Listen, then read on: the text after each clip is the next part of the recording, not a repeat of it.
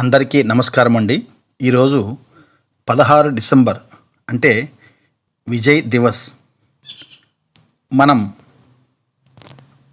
బంగ్లాదేశ్ దేశాన్ని పాకిస్తాన్ నుండి విముక్తి కలిగించి స్వాతంత్రం ఇప్పించిన రోజు.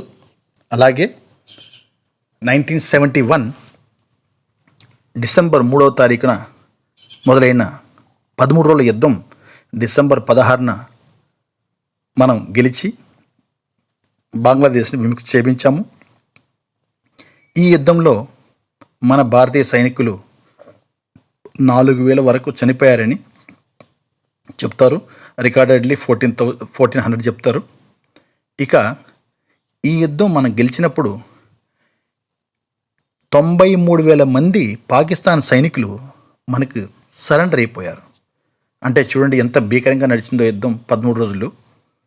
సో మనం ఒక ఒప్పందం ద్వారా మళ్ళీ వాళ్ళ దేశానికి వదిలేసాము. సో దాని తర్వాత కూడా మళ్ళీ కార్గిల్ లాంటి యుద్ధాలు జరిగాయి. అయినా వాళ్ళకి బుద్ధి రాలేదు. 93,000 మంది మన దగ్గర ఓడిపోయినా కానీ వాళ్ళు మళ్ళీ కాలు గీరుతుంటారు. ఇప్పటికీ వాళ్ళు ఆ బుద్ధులు పోనించుకోవడం లేదు. అది పక్కన పెడితే మనం ఈ రోజున మన వీరగతిని పొందినటువంటి మన సైనికులను గుర్తు చేసుకుంటూ వారి త్యాగాలను బలిదానాలను మర్చిపోకుండా ఒకసారి వారికి జోహార్లు అర్పించుకుంటూ జై హింద్, జై భారత్.